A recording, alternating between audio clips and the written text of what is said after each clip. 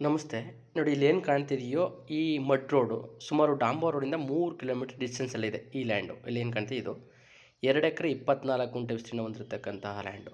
Full fencing ಆಗೈತೆ, ಒಂದು borewell ಕೂಡ ಇದೆ. ನೋಡಿ ಇದು ಫ್ರಂಟು 8 ಗುಂಟೆ ಇದೆ ಇದು ಫ್ರಂಟಿಂದ, ಅಂದರೆ ರೋಡಿಂದ 2ನೇ ಲ್ಯಾಂಡು. ಫ್ರಂಟಿಂದನೇ ಲ್ಯಾಂಡ್ ಸ್ಟಾರ್ಟ್ ಆಗುತ್ತೆ. ಪೂರ್ತಿ ಪ್ರಮಾಣದಲ್ಲಿ ಫೆನ್ಸಿಂಗ್ ಆಗಿದೆ. ಪರ್ಚೇಸಿಂಗ್ ಪ್ರಾಪರ್ಟಿ, ರೆಡ್ ಸಾಲಿಂದ ಕೂಡಿರತಕ್ಕಂತಹ ಪ್ರಾಪರ್ಟಿ.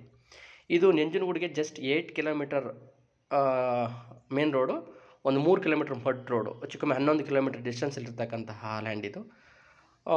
ಮೈಸೂರಿಗೆ ಸುಮಾರು ನಿಮಗೆ ಒಂದು 31 ಅಥವಾ 32 ಕಿಲೋಮೀಟ್ರ್ ಆಗ್ಬೋದು. ಬೆಂಗಳೂರಿಗೆ ಸುಮಾರು 170-172 ಕಿಲೋಮೀಟ್ರ್ ಆಗುತ್ತೆ. ನೋಡಿ ಇದು ಬೋರ್ವೆಲ್, ಇವಾಗ ತಾನು ರೀಸೆಂಟಾಗಿ ಕೊರೆಸಿರ್ತಕ್ಕಂತಹ ಬೋರ್ವೆಲ್ ಇದು. ಈ ಬೋರ್ವೆಲ್ಲು ಕೊರೆಸಿರೋದನ್ನು ಕೂಡ ಲಾಸ್ಟಲ್ಲಿ ವೀಡಿಯೋದಲ್ಲಿ ತೋರಿಸ್ತೀನಿ. ಲ್ಯಾಂಡ್ಗೆ ಬಂದ್ಬಿಟ್ಟು ರೈಟು 35 ಲಕ್ಷ ಕೋಟ್ ಮಾಡ್ತಾಯಿದ್ದಾರೆ ಎಕರೆಗೆ, 1 ಎಕರೆಗೆ. ನೆಗೋಷಿಯಬಲ್ ಇದೆ, ಡೈರೆಕ್ಟು ಓನರ್ ಶಿಟ್ಟಿಂಗ್ ಇರುತ್ತೆ. ಈ ಲ್ಯಾಂಡಿಗೆ ಸಂಬಂಧಪಟ್ಟಂಥ ವಿಷಯಗಳು ತಿಳ್ಕೊಬೇಕು ಅಂದರೆ ಮೇಲೆ ಏನು ಡಿಸ್ಪ್ಲೇ ಆಗ್ತದೆ ನಂಬರ್ಗೆ ಕಾಲ್ ಮಾಡೋದ್ರ ಮುಖಾಂತರ ನೀವು ಹೆಚ್ಚಿನ ವಿಷಯವನ್ನು ತಿಳ್ಕೊಬೋದು. ಮೂಲ ಜನರಲ್ ಇದೆ, ಇದು ಜನರಲ್ ಪ್ರಾಪರ್ಟಿ ಮೂಲ ಇದು. ಸೊ ಪರ್ಚೇಸಿಂಗ್ ಪ್ರಾಪರ್ಟಿನೂ ಕೂಡ ಹೌದು.